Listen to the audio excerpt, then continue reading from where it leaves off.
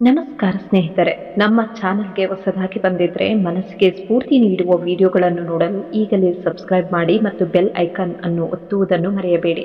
ನಿಮ್ಮ ಒಂದು ಸಬ್ಸ್ಕ್ರೈಬ್ ನಮಗೆ ಇನ್ನಷ್ಟು ಉತ್ತಮವಾದ ವಿಷಯಗಳನ್ನು ನಿಮ್ಮ ಮುಂದೆ ತರಲು ಪ್ರೇರಣೆ ನೀಡುತ್ತದೆ. ಹಾಗಾದ್ರೆ ಇಂದಿನ ಮನಸ್ಸನ್ನು ಮುಟ್ಟುವ ವಿಡಿಯೋವನ್ನು ಆರಂಭಿಸೋಣ. ಕೆಲವೊಮ್ಮೆ ಜೀವನದಲ್ಲಿ ಅಳಲು ಎಷ್ಟೋ ಕಾರಣಗಳಿರುತ್ತೆ. ಕೊನೆಗೆ ನಾವು ಯಾವ ಕಾರಣಕ್ಕಾಗಿ ಅಳುತ್ತಿದ್ದೇವೆ ಎಂಬುವುದೇ ನಮಗೆ ತಿಳಿಯೋದಿಲ್ಲ. ಮನಸ್ಸು ನೋವಿನಿಂದ ತುಂಬಿದಾಗ ಕಣ್ಣೀರು ಕೇವಲ ಒಂದು ಕಾರಣಕ್ಕಾಗಿ ಬರುವುದಿಲ್ಲ. ಅದು ನಿರೀಕ್ಷೆಗಳು ಒಡೆದಾಗ, ನಂಬಿಕೆಗಳು ಮುರಿದಾಗ, ಪ್ರೀತಿಸಿದವರು ದೂರವಾದಾಗ ಮತ್ತು ನಮ್ಮನ್ನು ನಾವು ಕಳೆದುಕೊಂಡಾಗ ಬರುತ್ತದೆ. ಜೀವನವನ್ನು ಎಂದಿಗೂ ತೆರೆದ ಪುಸ್ತಕದಂತೆ ಮಾಡಬೇಡಿ, ಏಕೆಂದರೆ ಪ್ರತಿಯೊಬ್ಬರೂ ನಿಮ್ಮ ಕಥೆಯನ್ನು ಅರ್ಥ ಮಾಡಿಕೊಳ್ಳಲು ಬರುವುದಿಲ್ಲ. ಕೆಲವರು ನಿಮ್ಮ ಜೀವನದ ಪುಟಗಳನ್ನು ಓದಲು ಅಲ್ಲ, ಅವುಗಳನ್ನು ಹರಿದು ಹಾಕಲು ಬರುತ್ತಾರೆ. ಆದ್ದರಿಂದ ನಿಮ್ಮ ಕನಸುಗಳು, ನಿಮ್ಮ ನೋವುಗಳು ಮತ್ತು ನಿಮ್ಮ ಗುರಿಗಳನ್ನು ಎಲ್ಲರೊಂದಿಗೂ ಹಂಚಿಕೊಳ್ಳಬೇಡಿ.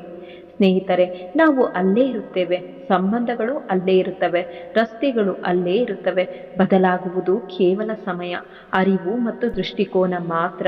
ನಿನ್ನೆ ಸರಿ ಎಂದು ಅನಿಸಿದ್ದ ವಿಷಯ ಇಂದು ತಪ್ಪಾಗಿ ಕಾಣಬಹುದು.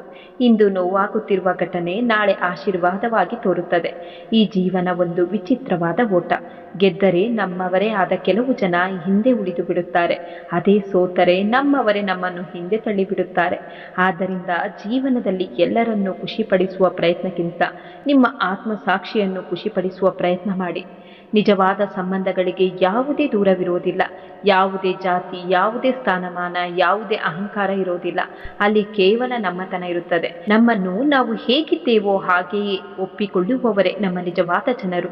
ಮನುಷ್ಯ ಎಷ್ಟೇ ಸಂತೋಷವಾಗಿದ್ರೂ ಒಂಟಿಯಾದಾಗ ಅವನ ಮನಸ್ಸು ಒಬ್ಬ ವ್ಯಕ್ತಿಯ ಬಳಿ ಹೋಗುತ್ತೆ.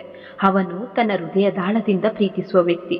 ಯಾಕೆಂದರೆ ಪ್ರೀತಿ ಎಂದರೆ ಕೇವಲ ಜೊತೆಯಲ್ಲಿರುವುದು ಅಲ್ಲ, ಅದು ನೆನಪುಗಳಲ್ಲಿಯೂ ಜೀವಂತವಾಗಿರುವುದು. ಸ್ನೇಹಿತರೆ, ಇಂದು ನಮಗೆ ಕೆಟ್ಟದಾಗಿ ಕಾಣುತ್ತಿರುವ ಘಟನೆ ನಿಜವಾಗಿಯೂ ಕೆಟ್ಟದಾಗಿದೆ ಎಂಬುದು ನಮಗೆ ತಿಳಿದಿಲ್ಲ. ಆದರೆ ಒಂದು ವಿಷಯ ಖಚಿತ, ಪ್ರತಿಯೊಂದು ಪರಿಸ್ಥಿತಿ ನಮಗೆ ಏನಾದರೂ ಕಲಿಸುತ್ತದೆ.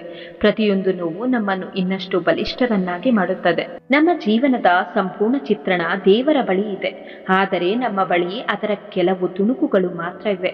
ಅದಕ್ಕಾಗಿ ಅನೇಕ ಬಾರಿ ನಾವು ಏಕೆ ನನ್ನ ಜೀವನದಲ್ಲಿ ಹೀಗೆ ಆಗುತ್ತಿದೆ ಎಂದು ಕೇಳುತ್ತೇವೆ. ಆದರೆ ದೇವರು ನೋಡುವ ದೊಡ್ಡ ಚಿತ್ರ ನಮಗೆ ಕಾಣುವುದಿಲ್ಲ. ಈ ಜೀವನ ಕೇವಲ ನಮ್ಮ ಪ್ರಯಾಣವಲ್ಲ, ಇದು ಆತ್ಮದ ಪ್ರಯಾಣ. ಈ ದೇಹ ಕೇವಲ ಒಂದು ಪಾತ್ರ. ಒಂದು ದಿನ ಈ ಪಾತ್ರ ಮುಗಿಯುತ್ತೆ, ಆದರೆ ಆತ್ಮದ ಪಯಣ ಮುಂದುವರಿಯುತ್ತದೆ. ಆದ್ದರಿಂದ ಕರ್ಮದ ಮಹತ್ವವನ್ನು ಎಂದಿಗೂ ಮರೆಯಬೇಡಿ. ನಿಮ್ಮ ತಂದೆಯ ಕೆಲಸದ ಬಗ್ಗೆ ಎಂದಿಗೂ ನಾಚಿಕೆ ಪಡಬೇಡಿ. ನಿಮ್ಮ ಭವಿಷ್ಯವನ್ನು ಕಟ್ಟಲು ಅವರು ತಮ್ಮ ಕನಸುಗಳನ್ನು ಬಿಟ್ಟಿರಬಹುದು, ತಮ್ಮ ಸೌಕರ್ಯಗಳನ್ನು ತ್ಯಾಗ ಮಾಡಿರಬಹುದು. ಅವರ ಬೆವರಿನ ಹನಿಗಳೇ ನಿಮ್ಮ ಯಶಸ್ಸಿನ ಅಡಿಪಾಯ.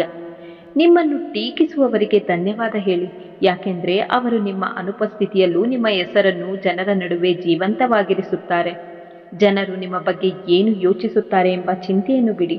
ಅವರು ಕೂಡ ನೀವು ಅವರ ಬಗ್ಗೆ ಏನು ಯೋಚಿಸುತ್ತಿದ್ದೀರಿ ಎಂಬ ಚಿಂತೆಯಲ್ಲೇ ಬದುಕುತ್ತಿದ್ದಾರೆ. ಸ್ನೇಹ ಮತ್ತು ಸಂಬಂಧಗಳಲ್ಲಿ ಹಣವನ್ನು ಅಷ್ಟೇ ಸಾಲವಾಗಿ ನೀಡಿ. ನಿಮ್ಮ ಮೌಲ್ಯ ತಿಳಿಯದವರಿಂದ ದೂರ ಉಳಿಯುವುದೇ ಸೂಕ್ತ. ಕೆಲವೊಮ್ಮೆ ಅತ್ಯಂತ ಆಪ್ತರೇ ಅಂದುಕೊಂಡವರೇ ವಂಚಕರಾಗಿ ಬಿಡುತ್ತಾರೆ. ಯಾರನ್ನು ಅತಿಯಾಗಿ ವಿಶೇಷ ಎಂದು ಭಾವಿಸಬೇಡಿ, ಯಾಕೆಂದ್ರೆ ಎಲ್ಲಾ ಕಷ್ಟಗಳ ಮೂಲ ಶುರುವಾಗುವುದೇ ಅಲ್ಲಿಂದ. ಯಾರ ಮನಸ್ಸನ್ನು ಅಹಂಕಾರದ ಮಾತುಗಳಿಂದ ನೋಯಿಸಬೇಡಿ. ಸಮಯ ಎಲ್ಲರ ಅಹಂಕಾರವನ್ನು ಒಂದು ದಿನ ಮುರಿಯುತ್ತದೆ. ಇತರರ ಜೀವನದಲ್ಲಿ ನಿಮಗಾಗಿ ಜಾಗ ಹುಡುಕುವುದನ್ನು ನಿಲ್ಲಿಸಿ. ನಿಮ್ಮ ಮೇಲೆ ನಿಮಗೆ ನಂಬಿಕೆ ಇರಲಿ, ನೀವು ಯಾವಾಗಲೂ ಸಂತೋಷವಾಗಿರುತ್ತೀರಿ. ಸ್ನೇಹ ಮತ್ತು ಸಂಬಂಧಗಳಲ್ಲಿ ಹಣವನ್ನು ಅಷ್ಟೇ ಸಾಲವಾಗಿ ನೀಡಿ. ಅದನ್ನು ಮರೆತು ಬಿಡುವ ಶಕ್ತಿ ನಿಮಗಿರುವಷ್ಟು ಮಾತ್ರ. ಇಲ್ಲದಿದ್ದರೆ ಸ್ನೇಹವೂ ಹೋಗುತ್ತದೆ, ಹಣವೂ ಹೋಗುತ್ತದೆ. ಕೆಲವು ಸಂಬಂಧಗಳು ಮತ್ತು ಅವಮಾನ ಎರಡು ಒಂದೇ ರೀತಿಯವು. ಕೆಲವೊಮ್ಮೆ ಅತ್ಯಂತ ಸುಂದರವಾಗಿರುತ್ತದೆ, ಮತ್ತೆ ಕೆಲವೊಮ್ಮೆ ಸಹಿಸಲಾಗದಷ್ಟು ನೋವು ಕೊಡುತ್ತವೆ. ವ್ಯತ್ಯಾಸ ಏನೆಂದರೆ ಹವಾಮಾನ ಬದಲಾದರೆ ದೇಹಕ್ಕೆ ತೊಂದರೆ, ಸಂಬಂಧಗಳು ಬದಲಾದರೆ ಆತ್ಮಕ್ಕೆ ನೋವು.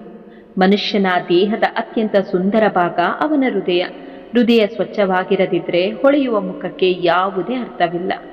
ಸಮಯವಿರುವಾಗಲೇ ನಮ್ಮನ್ನು ನಾವು ತಿದ್ದಿಕೊಳ್ಳಬೇಕು, ಏಕೆಂದರೆ ಸಮಯವೇ ನಮ್ಮನ್ನು ತಿದ್ದಲು ಆರಂಭಿಸಿದರೆ ಅದು ಬಹಳ ಕಠಿಣವಾಗಿರುತ್ತದೆ. ಚಿಂತೆ ಮಾಡಬೇಡಿ, ಚಿಂತನೆ ಮಾಡಿ. ಪಶ್ಚಾತ್ತಾಪ ಪಡಬೇಡಿ, ಸುಧಾರಿಸಿಕೊಳ್ಳಿ. ಅತಿಯಾಗಿ ಯೋಚಿಸಬೇಡಿ, ಹೊಸ ಆರಂಭ ಮಾಡಿ. ಆಲಸ್ಯ ಬಿಡಿ, ಕಠಿಣ ಪರಿಶ್ರಮ ಮಾಡಿ. ಸ್ನೇಹಿತರೆ, ಈ ಜಗತ್ತಿನಲ್ಲಿ ನಿಮ್ಮವರು ಯಾರು ಎಂದು ಕೇಳಿದರೆ ಉತ್ತರ ಒಂದೇ: ಸಮಯ. ಸಮಯ ಚೆನ್ನಾಗಿದ್ರೆ ಎಲ್ಲರೂ ನಮ್ಮವರು, ಸಮಯ ಕೆಟ್ಟದಾಗಿದ್ರೆ ನಮ್ಮವರು ಯಾರೆಂದು ತಿಳಿಯುತ್ತದೆ. ಅಡೆತಡೆಗಳು ಜೀವಂತವಾಗಿರುವ ಮನುಷ್ಯನ ಪಾಲಿಗೆ ಮಾತ್ರ ಬರುತ್ತವೆ. ಶವಯಾತ್ರೆಗೆ ಎಲ್ಲರೂ ದಾರಿ ಬಿಡುತ್ತಾರೆ. ಆದ್ದರಿಂದ ಕಷ್ಟಗಳು ಬಂದರೆ ನೀವು ಸರಿಯಾದ ದಾರಿಯಲ್ಲಿದ್ದೀರಿ ಎಂದು ಅರ್ಥ ಮಾಡಿಕೊಳ್ಳಿ. ಯಾರಾದರೂ ಹೇಳಿದ ಮಾತನ್ನು ತಕ್ಷಣ ನಂಬಬೇಡಿ. ಪ್ರತಿಯೊಂದು ಕತೆಗೆ ಎರಡು ಮುಖಗಳಿರುತ್ತವೆ. ಪ್ರತಿಯೊಬ್ಬರೂ ತಮ್ಮ ತಪ್ಪಿನ ಭಾಗವನ್ನು ಮರೆಮಾಚಲು ಪ್ರಯತ್ನಿಸುತ್ತಾರೆ.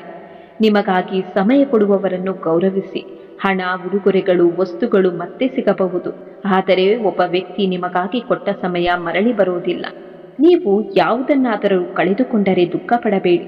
ಜೀವನವು ಅನೇಕ ಬಾರಿ ಕಳೆದುಕೊಂಡಿದ್ದಕ್ಕಿಂತ ಉತ್ತಮವಾದುದನ್ನೇ ಹಿಂತಿರುಗಿಸುತ್ತದೆ. ಅಹಂಕಾರವನ್ನು ಯಾವಾಗಲೂ ಜೇಬಿನಲ್ಲಿಡಿ. ಯಾಕೆಂದರೆ ಜನರು ಪ್ರೀತಿಯಿಂದ ಮಾತನಾಡುವುದನ್ನು ಕೇಳುತ್ತಾರೆ, ಕೋಪದಿಂದಲ್ಲ. ಜೀವನದ ಪ್ರಯಾಣ ನಿಜವಾಗಿಯೂ ವಿಚಿತ್ರವಾಗಿದೆ.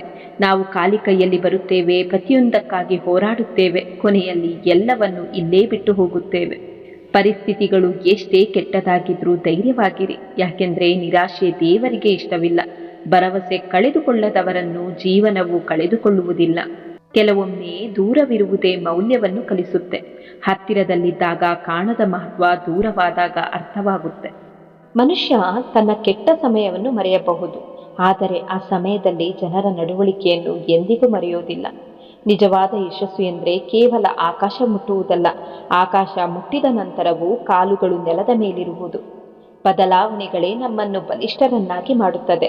ಜನರ ಬದಲಾಗುವ ನಡವಳಿಕೆ, ಸಮಯದ ಬದಲಾವಣೆ ಮತ್ತು ಪರಿಸ್ಥಿತಿಗಳ ಬದಲಾವಣೆಗಳು ಜೀವನದ ನಿಜವಾದ ಗುರುಗಳು.